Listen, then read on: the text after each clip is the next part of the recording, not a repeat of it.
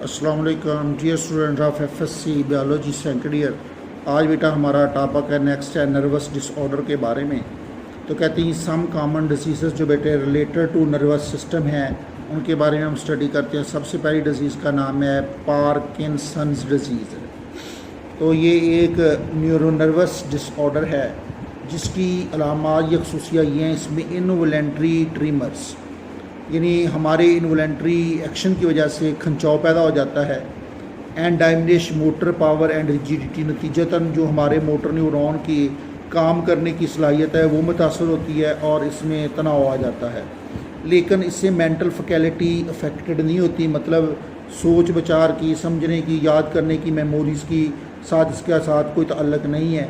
क्यों? चूँकि ये आपको पता है इसमें हिस्सा लेता है सेरिब्रम, हमारे ब्रेन का पार्ट हिस्सा लेता है मेंटल फैकल्टी में। लेकिन डिज़ीज़ जो है ये असल में होती है डोपामीन प्रोड्यूसिंग सेल के, ऐसे सेल जो डोपामीन बनाते हैं उनकी डेथ की वजह से होती है। आपको पता है डोपामीन जो है जब ये प्रोड्यूस नहीं होगा तो उसकी वजह से ये बीमारी होती है और इसका आगाज़ हमेशा 50 से 60 साल की उम्र में होता है। ये डिज़ीज़ आहिस्ता आहिस्ता चलती है और patient may live for many years, कई सालों ज़िंदा रहते हैं। और ये डिज़ीज़ जो है सर में चोट लगने से, अगर उस चोट की वजह से डोपामीन प्रोड्यूसिंग सेल की डेथ हो जाए और इसके ख़िलाफ़ जो इफेक्टिव ड्रग्स ली जाती हैं उसमें एक तो एल डोपा है। ये एक नेचुरली अकरिंग प्रोटीन है जिसको हम ग्लेलियल सेल लाइन डिराइव्ड न्यूरोफैक्टर का नाम देते हैं। देखा गया है कि जब ये लेबॉर्ट्री रैट को दिया जाता है तो उसमें डोपामीन के अपटेक की मिकदार बढ़ जाती है जब इसको लेबॉर्ट्री रैट को और मंकी में दिया जाता है। और GDNFO ये न्यूरोट्रोफिक फैक्टर जिसके बारे में हमने glial cell line derived neurotrophic factor जिसका नाम हमने कहा है कि ये फ्यूचर में इस बीमारी के इलाज के लिए इस्तेमाल होगा। वैसे इसके लिए जो है ना ऑर्गेनाइड के हवाले से एक ऑर्गेनाइड को ट्रांसप्लांट किया जाता है ब्रेन में इसके इलाज के लिए। इसके बाद एपिलिप्सी है, इसको हम कॉमनली मिर्गी बोलते हैं। ये भी कन्वल्जन, इसमें दौरे पड़ना शुरू हो जाते हैं और ये नर्व्स की एंड करेक्टराइज बाय अचानक तब्दीली आती है किसमें, मोटर, सेंसरी और साइकिक या ऑटोनोमिक नेचर है ये। तो फ्रीक्वेंटली एसोसिएटेड विद चेंज, जिससे इंसान की होश में फ़र्क आता है, यानी इंसान बेहोश भी हो सकता है और ये हो जाता है। और ये जो तब्दीलियाँ हैं ये सेकेंडरी होती हैं। सडन ट्रांजिट, असल में अचानक तब्दीली आती है ब्रेन के फंक्शन में जिसका ताल्लुक है कि रैपिड इलेक्ट्रिक डिस्चार्ज होगा ग्रे मैटर, यानी ग्रे मैटर में इलेक्ट्रिक डिस्चार्ज बढ़ जाता है। उस डिस्चार्ज से क्या होगा, नर्व इम्पल्स जो हैं वो ज़्यादा जाना शुरू हो जाएंगी। एपिलिप्सी के मोस्टली आगाज़ जो है 30 साल की उम्र से पहले होता है और rapid electric discharge grey matter की वजह से होगा। और ये एक ऑर्गेनिक डिजीज़ है। कुछ पेशेंट में इमोशनल डिस्टर्बेंस भी इसको बढ़ा देती है। तो इलेक्ट्रॉन्सफेलोग्राफी एक ऐसा टेस्ट है जो कि इसके लिए इस्तेमाल होता है एपिलिप्सी के लिए।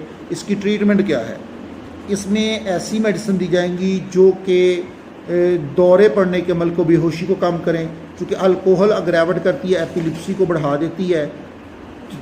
और ऐसा बंदा जो एपिलिप्सी का मरीज़ है उसको अवॉइड बचना चाहिए अल्कोहल से। इसके बाद अल्ज़ाइमर डिज़ीज़ है। ये जो डिज़ीज़ है सबसे पहले इसको डिस्क्राइब किया था अलाइस अल्ज़ाइमर ने 1907 में। इसमें ब्रेन का फंक्शन कम होना शुरू हो जाएगा। इसकी अलामात क्या हैं, बिल्कुल वही हैं जो कि भूलने, याददाश्त को कमज़ोर करने वाली, जैसा कि मेमोरी जिसको हम कहते हैं मेमोरी को लॉस करती हैं।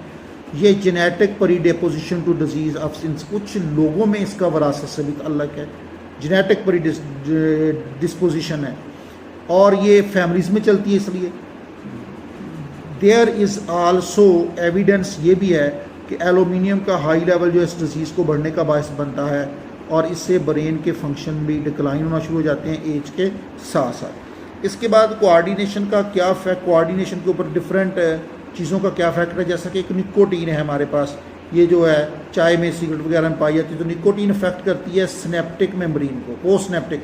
असल में जो स्नैप्सिस होते हैं ये दो न्यूरॉन के दरमियान गैप होता है। तो जो फर्स्ट न्यूरॉन की मेम्ब्रेन है वो पोस्ट स्नैप्टिक मेम्ब्रेन कहलाती है, सेंट्रल नर्वस सिस्टम और पेरिफेरल नर्वस सिस्टम में।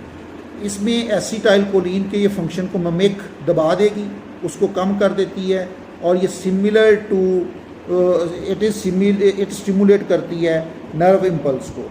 ये हार्ट बीट को बढ़ा देती है, ब्लड के प्रेशर को बढ़ाती है, डाइजेस्टिव ट्रैक्ट की मोबिलिटी हरकत को बढ़ा देती है। और निकोटीन में इंड्यूस वॉमिटिंग, इससे जो है उल्टियाँ आना शुरू हो जाती हैं, पेचस लग जाते हैं और इवन वाटर रिटेंशन का बायस भी बनती है किडनी के लेवल को।